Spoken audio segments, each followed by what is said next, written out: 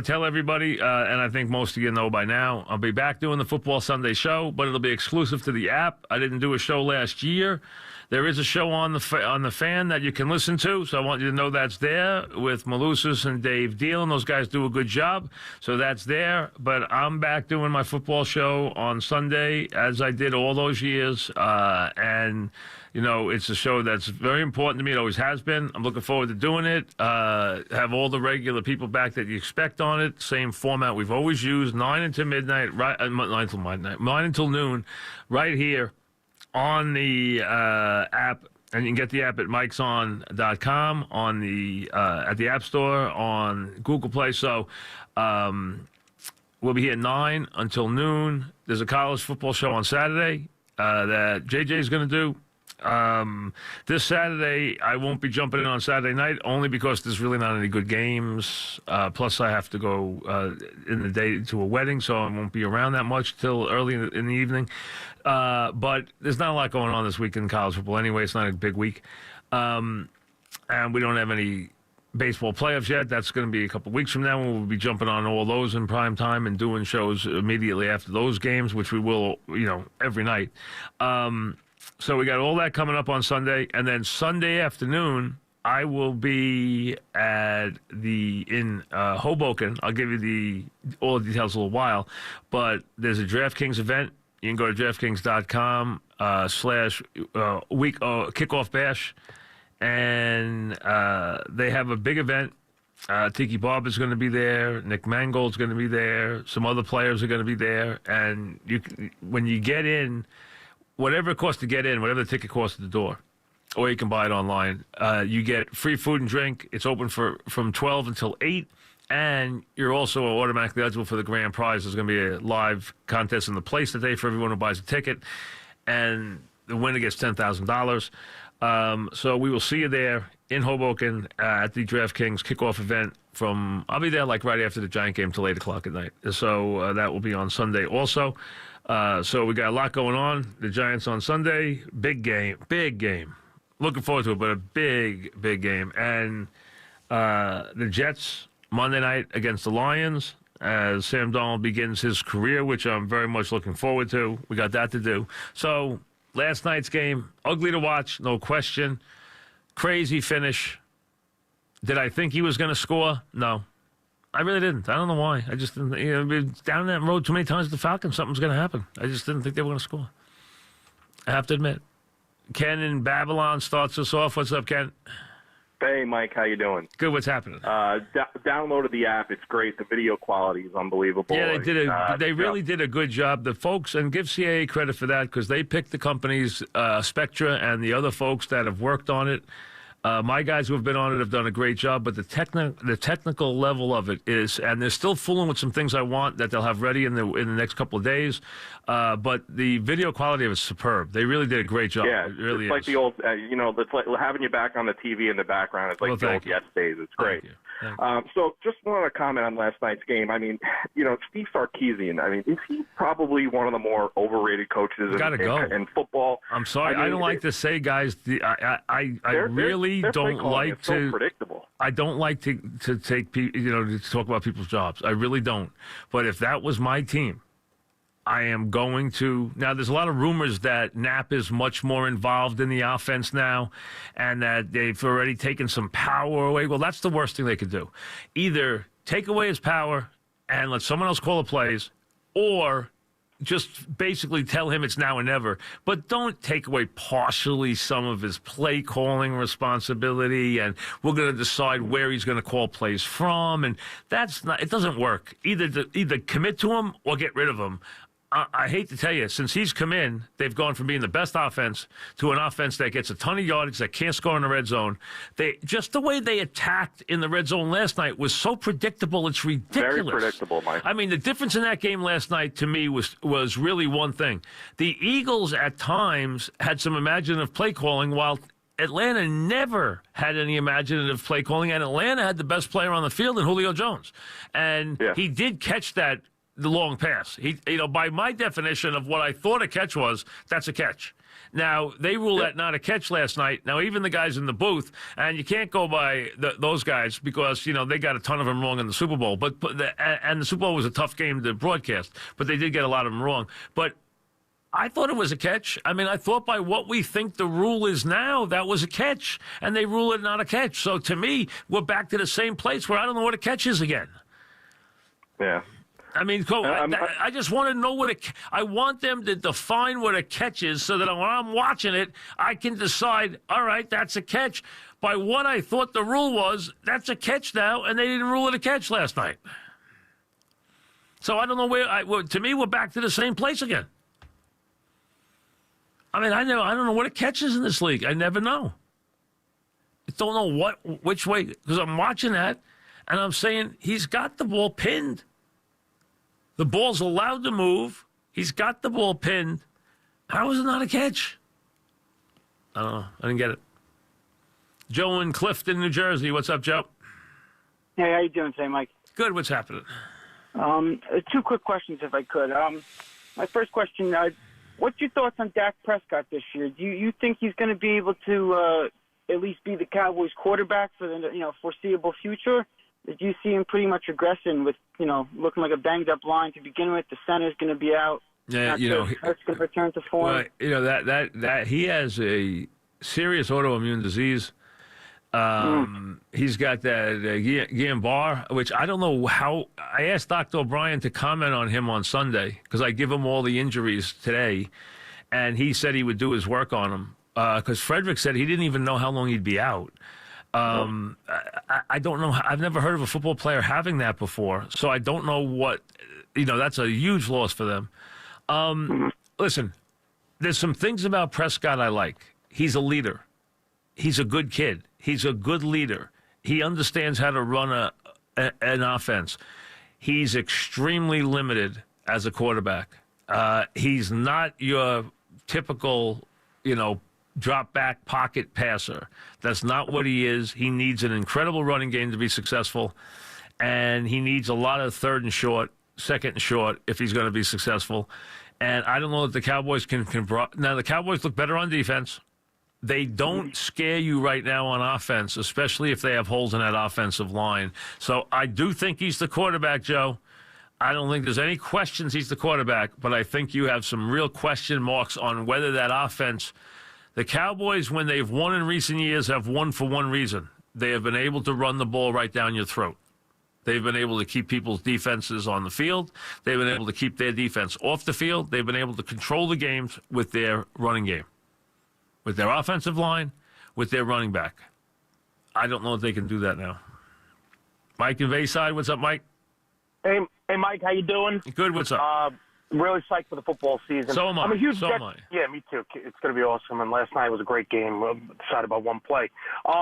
Going to be watching the game Sunday. I'm a huge Jet fan. I wanted to get in touch with you to ask you what you think the game plan is going to be. I think they should be pass heavy to try to get up like 14-0, 21-0, and then let them try to come back. And I think the Giants should be pass heavy too. What do you think? Listen, if you got a way to get up 21-0, do it every week. I mean, that's if you could get up 21-0, God bless you. If the point is, hi Jack, I'm saying hello to my son and come home from school. Will they be successful? Will they be successful in the idea of allowing the quarterback to play like a normal quarterback, where you don't make concessions to him because he's a first-year quarterback? And I think that is something the Jets have got to make sure they do. Play it like he's the quarterback. Let him be the quarterback. Ask him to be the quarterback just like you would ask any other quarterback. Put in the same reads, put in the same offense, put in the same difficult throws, put in whatever you would put in for whoever quarterback you would be putting the game plan in for. Let him play that way. He's capable of doing that. This is not a normal first-year quarterback. He is extremely confident. He is extremely smart. He is extremely comfortable in his own skin. Let him play the game. He's going to make mistakes. He's going to make bad reads. He's going to make bad throws. But you know what? He's going to make good plays. He's going to make big plays. And someday, I tweeted this last night when I was sitting there. The game was over, and I was reading something last night. And I said, you know what? And I saw this video of Sam Darnold come up. And I said, someday. And I always use the word someday about things. I always have. That's why I have something that's near and dear to me is a thing that I started many years ago that had, in its name, it has Someday Sports in the name because I always use the word someday in there. I say someday this, someday that, someday this. So that's what the company I have is called Someday Sports. It has been for 30 years. I think someday Sam Darnold will own this town. I really believe that. I think there will be a day where you say, who's the biggest star in this town? And it will be Sam Darnold. He will be the biggest star in this town. I firmly believe that. I might not still be doing the show when it happens, but maybe I will be. Who knows? But I really believe there will come that time. I think he's that good. I think there will be a time where he is the man in this town. Now, if I said that today, who's the man in this town right now? Who is the? You know what? I know what everyone's going to come back with, and I'm not going to agree. So that's why I know where we're going. I'm not even going to say who it is, but I know who everyone's going to say, and I'm not even going to go there. But I think Sam Darnold will be. Bill in Morristown, what's up, Bill? Hey, Mike. Sorry, how are you? What's happening? Good. I got two quick ones for you. On the game last night, I'm not overly concerned about the fact that it was a sloppy game. That happens. What concerns me, as you mentioned it, with how is that thing not a catch? Between what the refs call and Collinsworth has no idea, and Terry McAuley has, it's like nobody, even the experts, have any idea what kind of hits you can make and not make, what's a penalty and what's not a penalty. Right. It's like the whole literally league is in a case. Like Bingo. every one of these calls, Bingo. You should have a replay where everyone can tell what they're going to come back with. And even though we see something clearly, it's a crapshoot what we're going to actually have them come back with. And that's what's scary. That's really, a great point. Scary. That is a great point. We should be looking at replays, and this is where the league and the competition committee has really screwed up. We should be looking at replays to decide whether it is A or B. The problem is, in this league, we don't know, okay? We don't know what the play is. We don't know what a legal hit is. We don't know what roughing the passer is. We don't know what But neither do the referees. It's ridiculous. I mean, there were a couple of plays last night on roughing the passer where I thought it was roughing the passer and they didn't call it. And then there was plays where they called roughing the passer where you said, you must be kidding me. And then me. after one of the pass interferences that was 51 yards down the field that was not called, I feel like the next series there was a 5-yard illegal contact called that was nothing. Absolutely nothing. And it's literally a crapshoot. My real quick question on the app. I think you made a very good point about that. I happen to agree with that. I think that is a huge problem the NFL has right now. Watching the game, the fans, we do not know what certain calls are. And if you're going to watch these games like we all do, you need to feel comfortable. Not that we can't have a call we all disagree on, but we at least have to know what the rule is, what we are looking for. We don't even know what we're looking for anymore. No idea. No idea, and that has me concerned for the whole season. I totally agree with my that. Question, my real quick question about you for the on the app is, yes. I think the app is great. The question I have about the Sunday show, you say it's going to be the same. Can I assume that the 2-minute drill won't be able to happen because you can't have call-ins, or you still have a way that's going to happen? Absolutely, it's happened like always.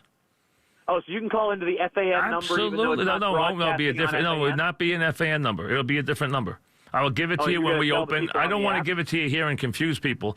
We have our numbers for the app, but we'll take calls just like normal.